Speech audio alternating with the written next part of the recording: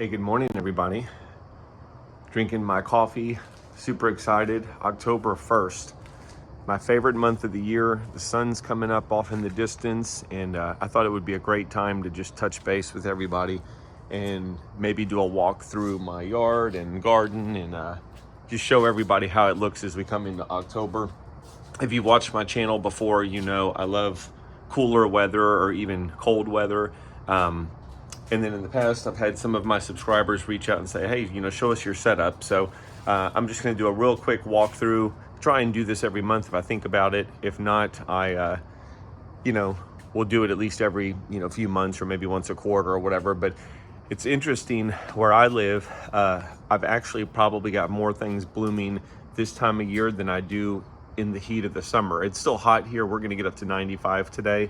But a lot of my plants, it seems like they bloom more when the temperatures start to cool off a little bit than they do when it's blazing hot out. So this is a new plant. I didn't have this one the last time I did one of these videos.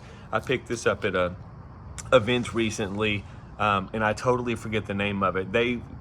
At the event, they told me it was called the Texas poinsettia or poinsettia. I don't know if that's true or not, or local poinsettia. But anyway, I thought it was kind of a cool plant. So that's new. Also, I did a video on ice plants, but my ice plants are doing really well. There's two of them there. And then here's the other one. I really like this one. Just the blooms on it are really unique, and for sure the color of the leaves. It's a variegated style, so that's something totally different. This is my Buddha belly. It's not doing much. It had a couple blooms that are kind of fading out now. Put out a couple more birdhouses. Got the Halloween decorations, or a few of them out. The birdhouses, my strategy there is just when the temperatures start to cool down, the birds can use them for roosting or just trying to stay warm. So put a few more of those out.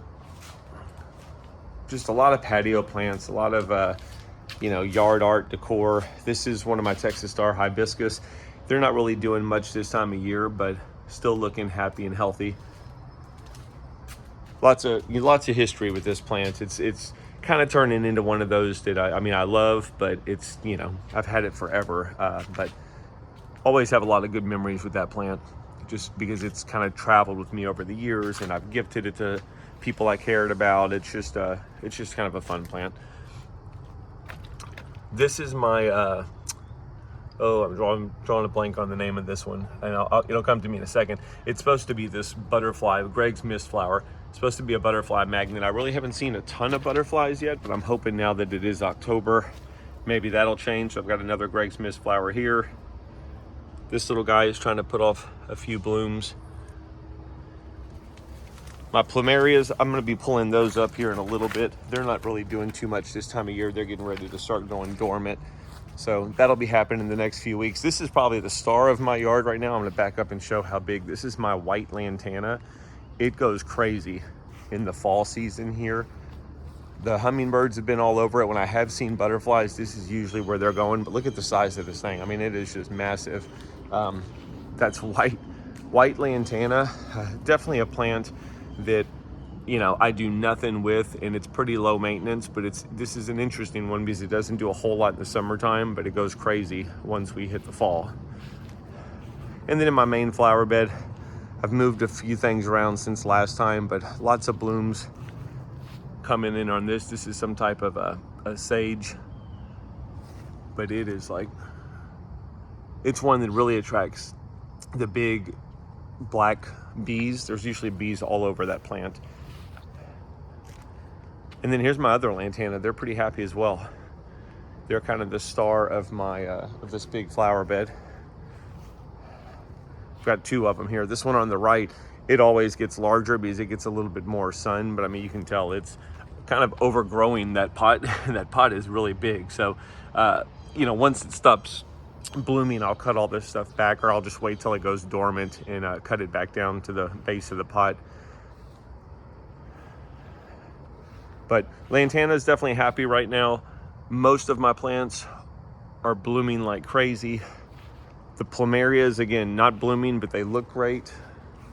So that's just kind of what my main flower bed looks like. And then I'll walk over to this other side here. Let me get you a shot of that sunrise.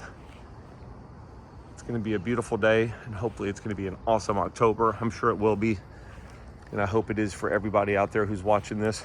So this is goldenrod. It really hasn't done much this year until now, but this one is another one where it's getting more sun than the one next to it.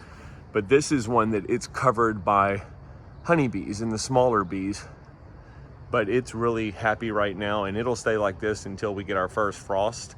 But there's nothing on it yet, but once that sun comes up, there'll be bees all over that. And then here's my last lantana bush. Kind of disappointed in it. It usually blooms a lot more than this during this time of year, like those other lantanas I have on the other bed. But it's one that's really cool. When it does bloom, it's almost more of a purple bloom. There's a few of them on there. It's like a purple and yellow. So we'll see. Maybe it'll give me a few more blooms over the next few weeks. The one thing about lantana is it'll hang out until it really gets cold and we get like a hard freeze. So it'll be around for a few months as, you know, the different pollinators pass through, or you know, the hummingbirds keep coming through, so that'll continue to provide nectar to them. Got the bird bath full. I've seen a whole lot of nothing going to it yet, but again, with migratory birds passing through the area, hopefully that'll change. Succulents. This is my Tabasco plant. I saw the other day, I think I finally have a Tabasco pepper on there, if you can see it. This was gifted to me by somebody in our neighborhood. You can see there's a lot of other peppers coming in though, so this one's gonna be kind of fun to keep an eye on and see what happens to it as these other peppers start to develop and ripen. This is Dianthus, and that is pretty much it. So just a quick tour of the garden.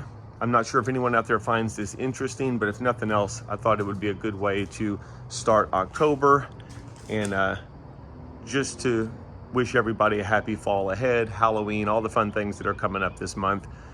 Thanks for tuning in as always, and hopefully I'll talk to you soon. If you enjoyed this video, I'd love to hear from you in the comments. If you have any questions about any of the plants, feel free to reach out to me, and just have a great day, everyone. Take care.